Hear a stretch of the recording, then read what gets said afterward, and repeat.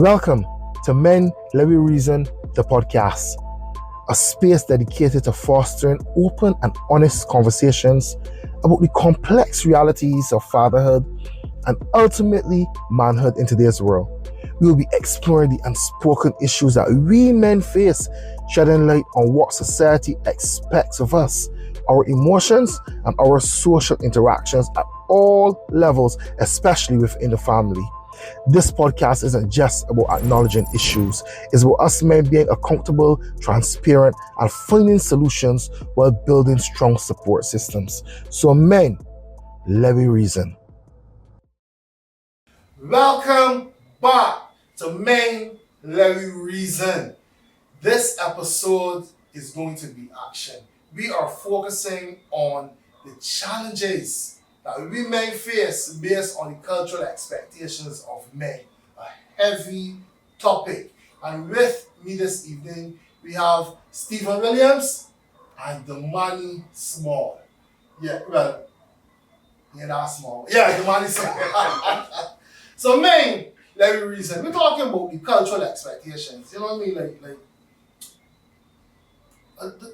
There's so much expectations of us men as fathers. I mean, as men that impact us as fathers. Let me really look at that. In your opinion, what do you think are some of the expectations society have of men that would be reflected in the role of a father?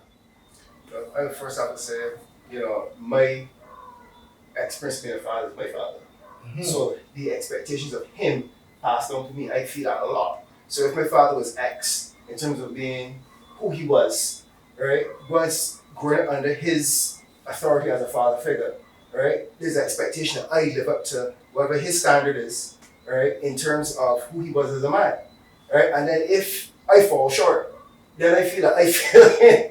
Right? Okay. And then by extension, society, I feel that society looks not me as in, you know what, you're as good as your father.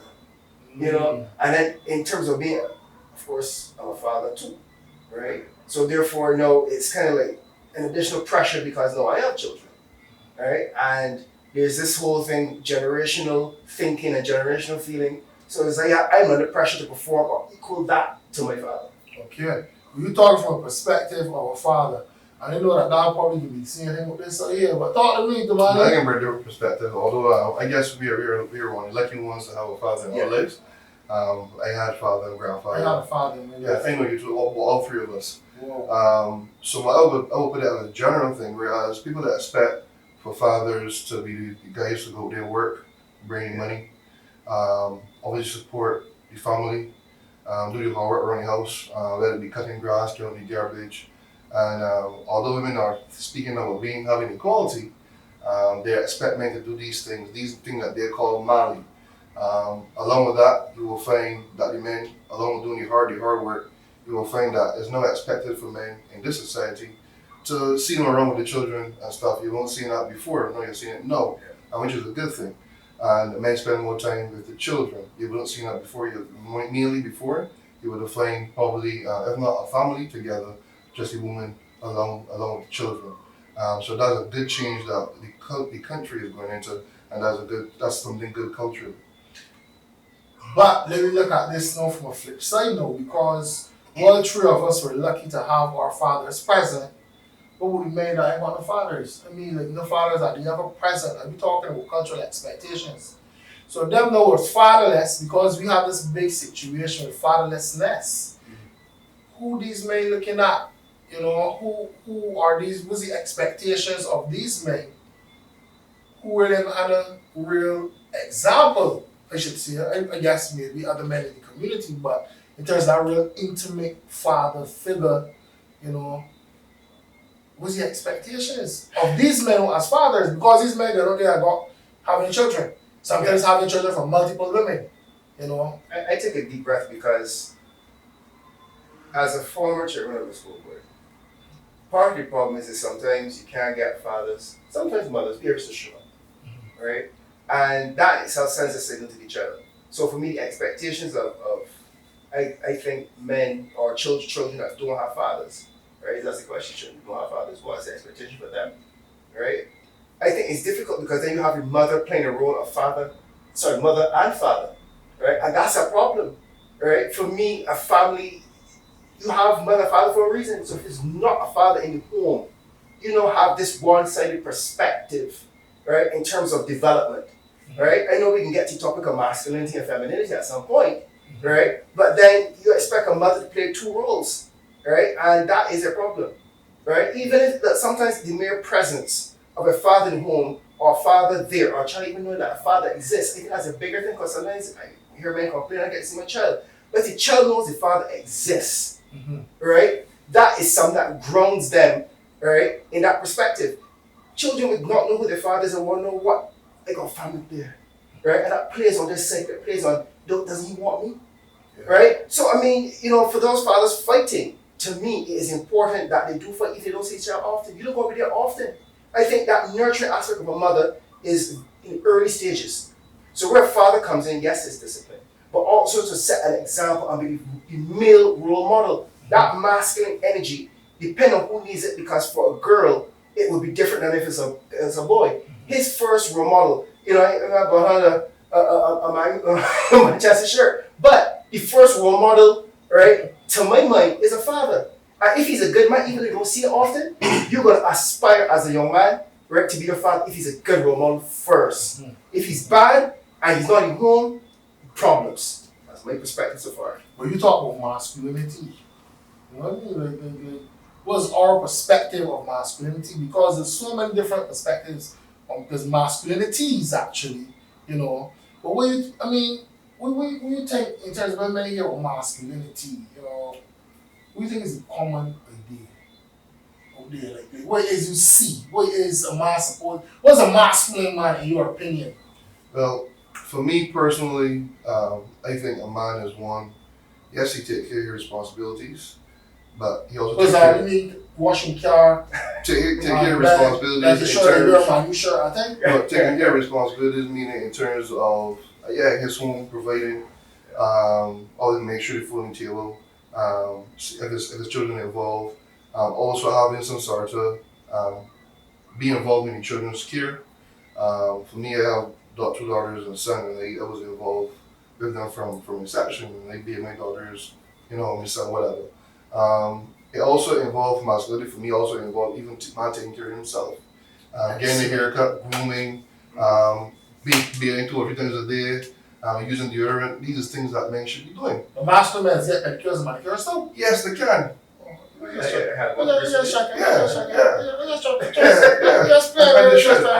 got this belief, especially with mechanics. That's one man that when men hear with mechanics, just think that a man that can dress musty, he nails him nasty, greasy, and he got rough hands. Nah.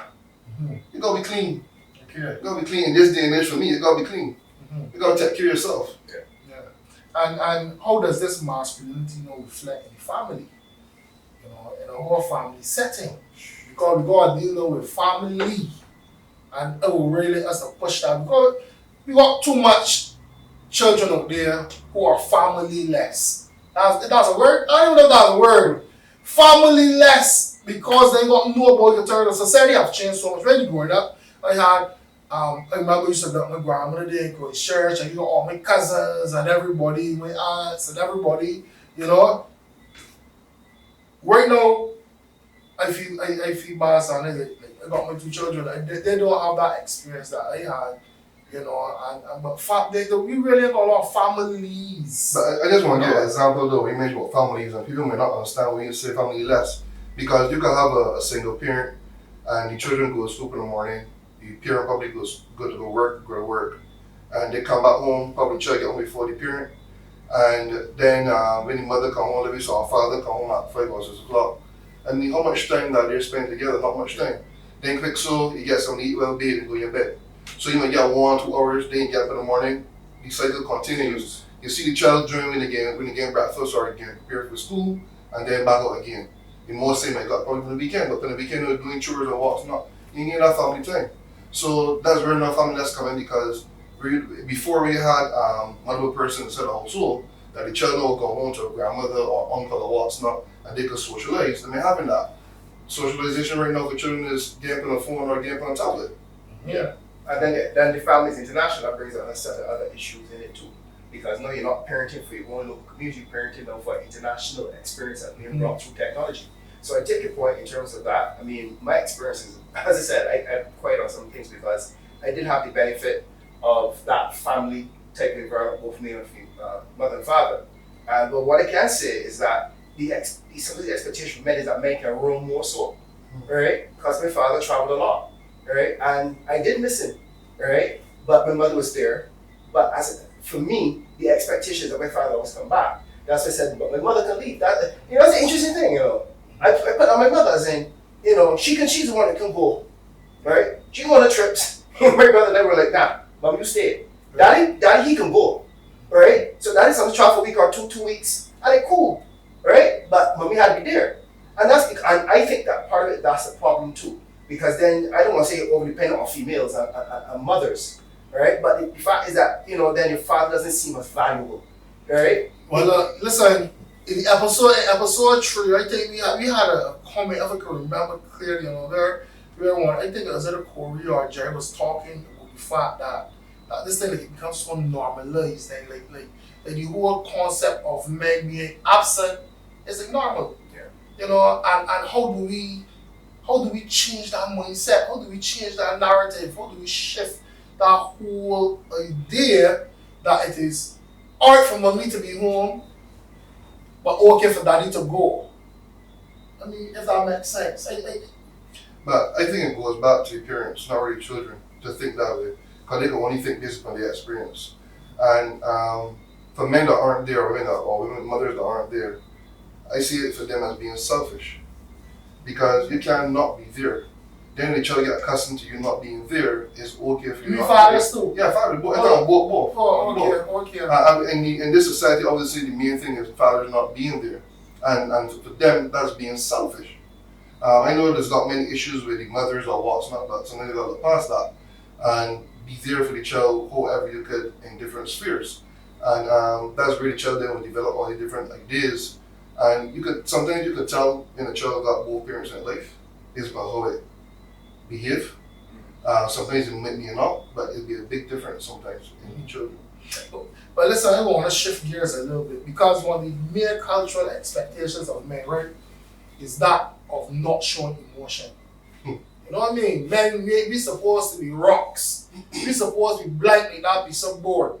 But yet, you are expected to connect emotionally with your children and your spouse. Or even, I say spouse, but sometimes you say your child mother because sometimes you're all together.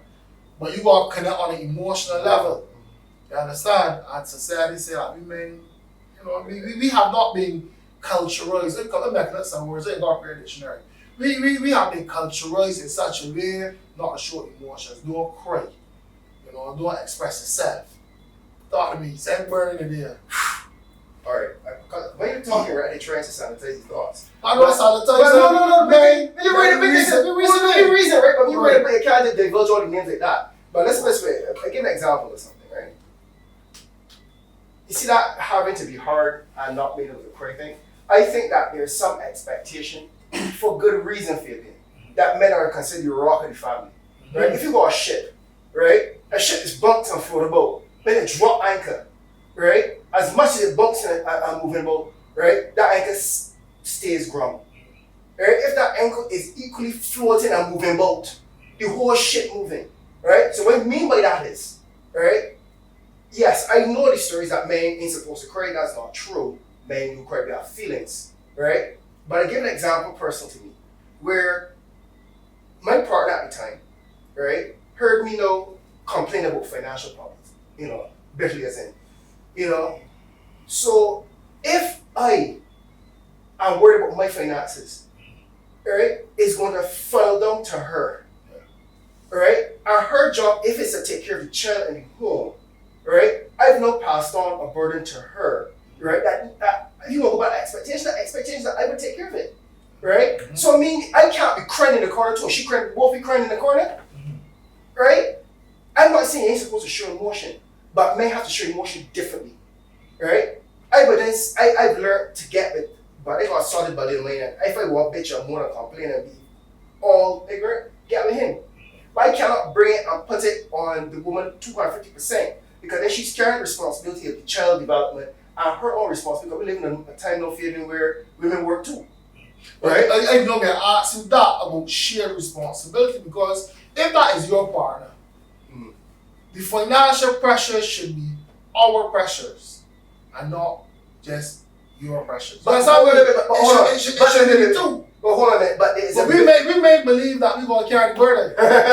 you feel so? Or you feel it's a societal thing? Because I can also say women expect men to carry more the financial burden too. Because from the perspective of, right, that if I am the mother and I deal with the home, right, I can't go almost 50-50 in the real world too. I carry half his burden too, and I have no. Right? So my thing is that so my thing is that there is an expectation, but look, right? Not that you have to carry all 100% in terms of the finances, right? But it must be to my mind, at a level in her head that she feels that the family is secure. Right? And if it drops, right, it is your responsibility in my mind to pick it up. Right? If you have to say, look, and how you speak as a man is important. You talk masculinity, how you speak as a man is important. I feel we get to be emotional. I don't know a man to get a period. Right? That's the truth. Right? We don't have that emotional swing that comes with that. So we have to stay more grounded in our thoughts. Yeah, you can feel. But if you know that this is the path, stay on it. That's my view. But you tell you saying, I want the money jump in for this. Is that we may believe that we must be men with our pockets and we must be the financial providers. Now society has taught us that. Don't get me wrong. Men are providers. That's what society teach me. But we operate in a society where the women providing. We are the what men know, right? Who working for less than half the salary that the wife, girlfriend, or child mother working for. And these men feel like, male reference to shit. These men feel like a rudderless shit because these men ain't got a clue. Because we get teach the father with this, right? Or to be a man, you gotta provide. But know that is not necessary or needed. How do we even start to contemplate moving forward? How do we deal with that? That goes back to how the man was raised. And as you said, a lot of men was raised in terms of men providing. Now, I agree with you in terms of shared responsibility. And it's not that the man providing everything or it's a half and half something. I think y'all both partners sit down and discuss the finances and it's about the affordability of each partner.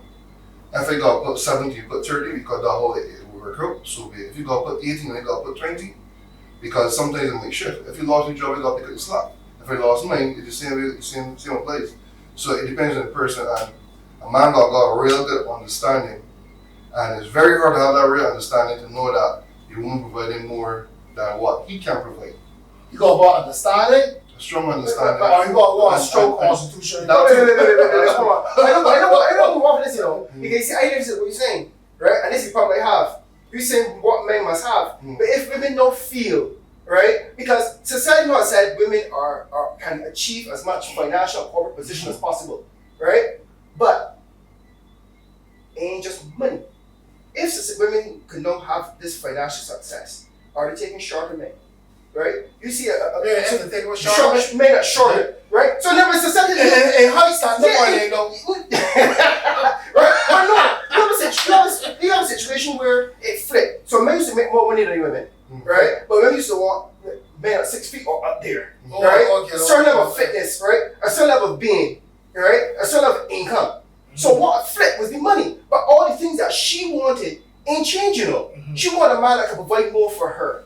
Right? She want more. So I hear you saying you keep saying men fear being, but I sorry we cannot build from this. We got to strengthen ourselves as men, yes.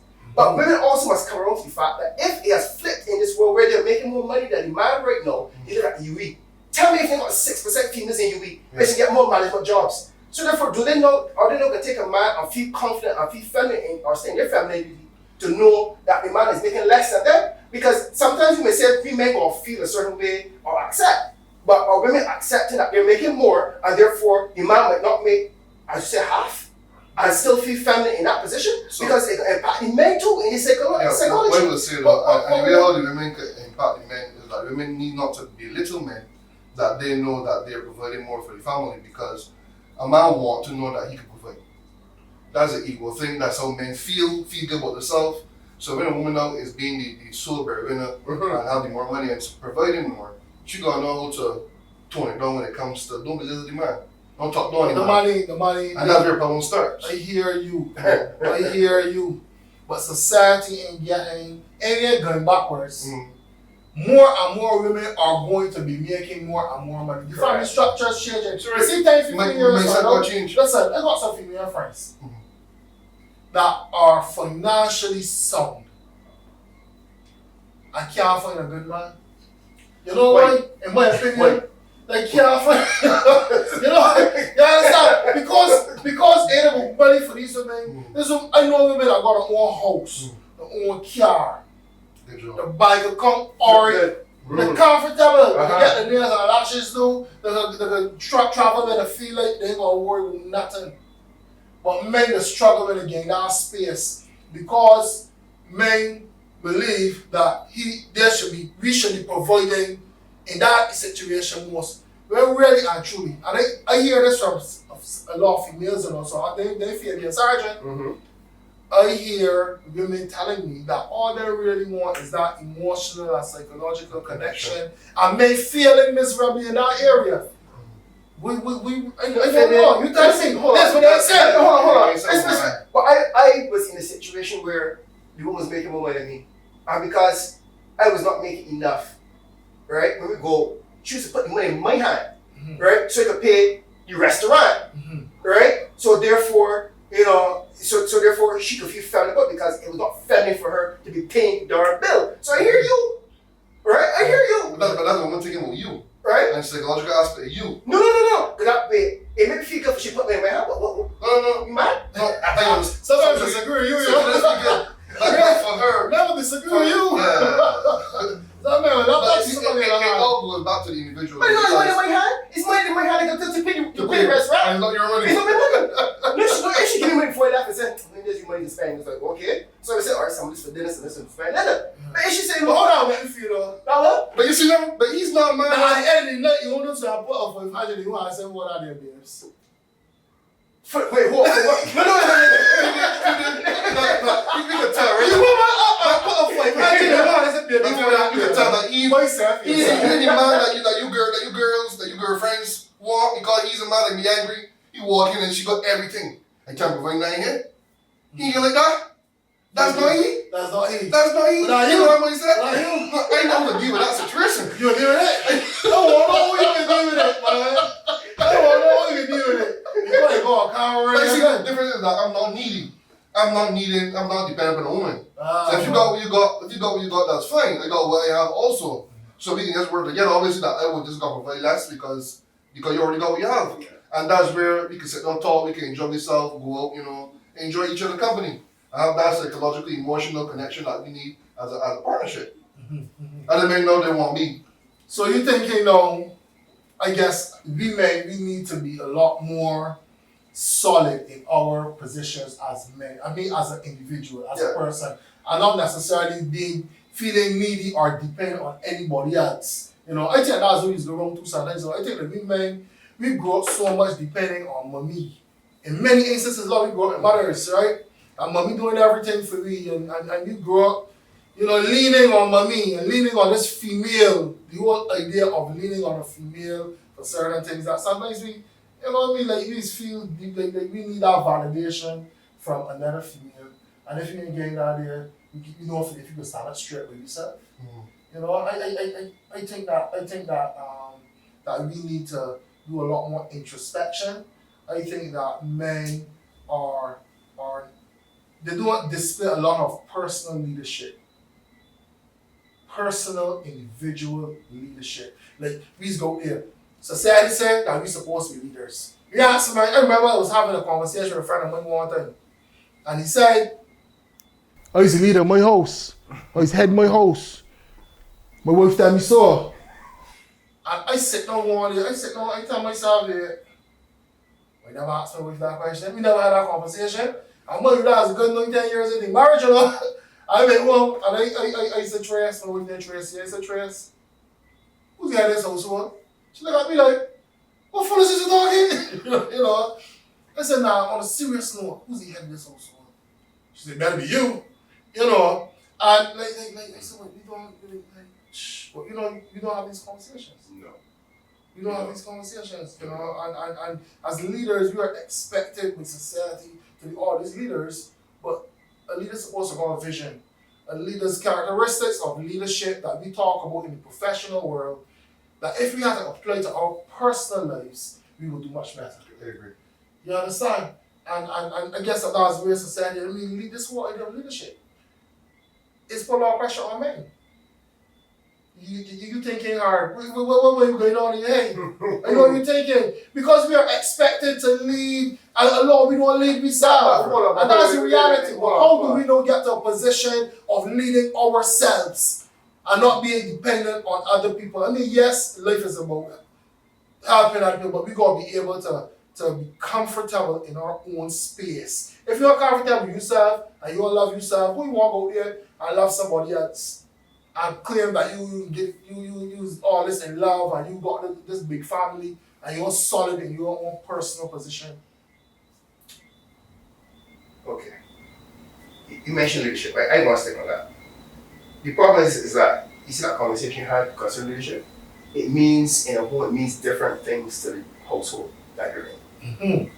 Right? Because maybe in my circumstance in a prior life, it was about leading financially or maybe leading in terms of presence or maybe different things.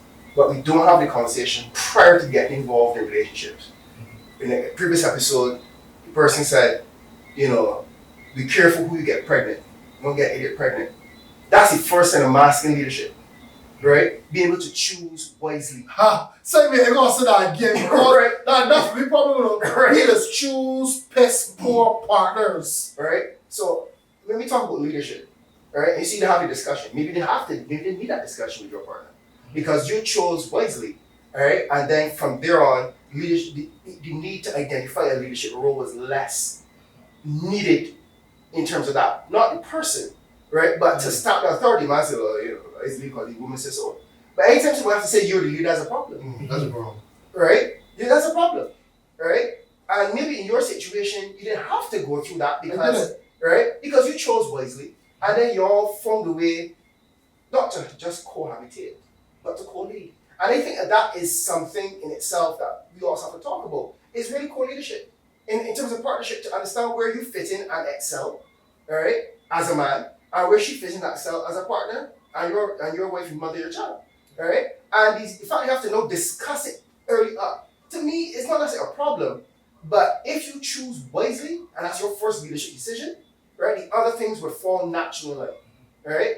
Yes, nothing's perfect, right? But I think the first step of a leader is choosing. Look at running mate. Remember, say elections are going on, right? And the first thing is to choose your running mate, right? Because after that, it is your first opportunity to show leadership. And if you cannot choose a partner wisely, right? First of all, you may have women that say, I deal with idiots, right? But that is also poor leadership. But I don't necessarily put the blame on her completely, right? Because I would say this: women hardly, all the money, fame you talk about these women got, right? They hardly pursue men, right? They may flirt and say, well, hey, I'm interested in you, but end up pursuing. But it's a cultural thing, big man. It's cultural for men to pursue women. I mean, it is normal. It's that animal instinct. No care what I talk about. Look, the dogs just follow. Look, check the animals. Check the animals. We are animals too. I feel like we trying. I feel like society trying to really put some things on humans that ain't really human and all.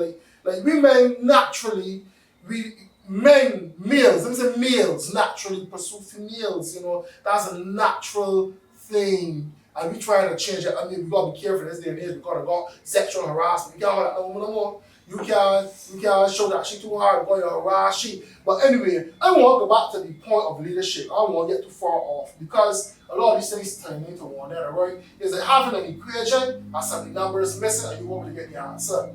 Communication. A lot of you talk about there just now is communication.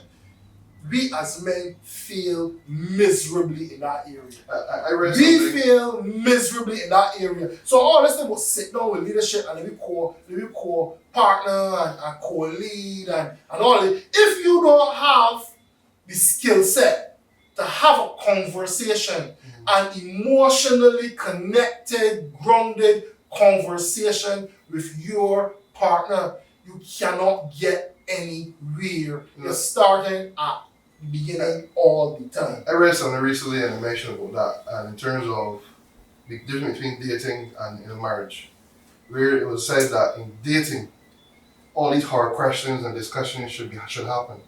Not wait till when you get in a marriage. So like when you mentioned about you asked about who's the leader to who's your wife, that's a question that should be asked during dating. And I listen to a lot of Muslim around. He always mentioned about having a vision. And one of the issues that men have in relationships, where it's good either way, is that a man should have that vision and that goal for the family. And then the woman will come together with him and they all have that same goal in mind and vision in mind and move forward. I talked to a friend recently and pretty smart.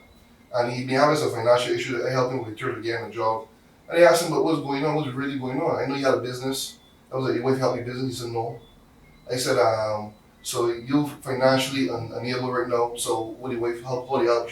You don't know what's going on. You don't know she's financing us, but that's not right. I said, she should be helping you. She got your own thing going on. Y'all basically moving apart. And I tell him straight, if you don't do something about it, it will eventually go apart. And he agreed. And the man told me he had anxiety, he had all sorts of issues, running the rent got paid, this got paid, and he having the burden upon himself. And he have a wife that have a stable job, and he just lost. But say, Mr. Go ahead, you go ahead before you jump in. Go on. See me going somewhere, we reasoning. Men are built more to be inconvenienced than women. You see that part we're having? Men are built More to be inconvenienced than women. Okay, Right? See that was saying, for her to have a stable job, especially. I don't know that when I make me get past that here, right? I tell you. Hold on. All right. Right? I can tell you, it is more likely that if a woman has lost her job, right, that a man feels more grounded and will not provide even harder, right, for that family. If a man loses his job and the woman got a job, I don't think she's more driven to provide in that way. I'm not all of them, man. No. Hold on a second. We speaking majority of it. Nobody's ever all in. I hate to hear that. Not all. Son. Right? Why do the majorities make a decision majority? Not everybody vote for a particular party, but the party ain't because the majority say this is what it is. Okay. Not everybody feels the same way. Right? I hate that because then we can't make a decision. Because you're in limbo. Right? You got to deal with what is most likely the outcome. And I'm saying men are more built for inconvenience. Right? They won't be concerned, for example, there's no man I know, right? If a woman loses his job, he can anywhere. Actually, he know on it in that way. He can say, no, boy, this woman black boy, I can't be with this relationship. Right? But he right now, he's still back to get a job soon. Right? Back to get a job soon. Because why? If she loses her job, she focuses on the children. Right? She focuses on making sure the home is good. Right? She has a little bit more leeway. Family under pressure. He had the pressure too. Pressure don't change, that's more pressure. But, right, it is not. But a lot of things change, You see that whole concept, explain it, openly. That whole idea just changed. I mean, it changes to the extent that I don't think that we are acknowledging it the way that we should. I mean, the whole family structure changing in a major way. Like this idea of, being home and she can be with the children and, it changing, but I don't think we're acknowledging it, to the extent that even what we consider as success as men hinge on just finance. I think that's my point. And you spin it like, for example, a woman can stay home with children. I'm saying no. I said if she loses her job, okay, right? That's what she can do. That she can step up to the plate, right? And she can focus on the children until she gets another one, right? There's less pressure on her to find a job as opposed to be a man. No, you're right, right? A man can still with the children too, but for example, she will always want to know when you get a job, right? A man will come out to tell the wife, we ain't get a job, right? If she focuses on the children until she finds the job that she wants or an opportunity comes along, there is less, using the word, societal pressure.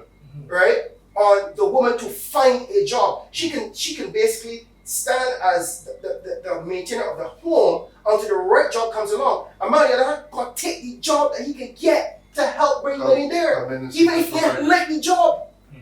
Right? But a woman will stay home and say, you know what, that job is for me. I can focus on my family. A man doesn't have that. So I don't care if society change, Fabian. But he loses a good job bringing in, say, $10,000, $15,000 a month. How much have he bringing in? Right? And he just go get a job to bring in 5. Man, look, she better be working too. Because if she didn't work, it's trouble. But listen, I hear thinking, right, that we talking about middle class men, yeah. And this discussion, we gonna wrap up just so. But I hear thinking about a lot of these men that money blocks and think that ain't really got a job now. You know, but some men got more money than middle class people. That is true. You talking? Men got more money than middle class people got their fridge. You may be working for true, you know. But I think Don't speak, but got money for look at the challenges that transcend all. But early conversation, you would have asked about role models and fathers, and these guys, some of these guys on the block are guys that probably may not even have a father.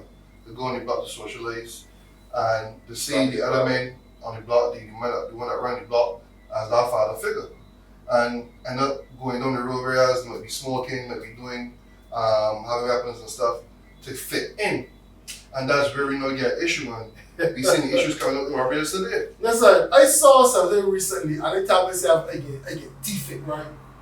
But let's talk about role models. And the guy said that a lot of these people that we out there and we see as role models are models that just playing a role. You understand? Look, that hit me like you really just play a part for true boy. Like if you really understand the deep demons that are going on the inside. I think, gentlemen, we had a very, very good discussion. Thank you for really coming out. Damany, thank you for sharing. You know, I can see some gaps that we got to do some more educating for our men. Peoples, I am Fabian Sargent. Until next time, men, let me reason.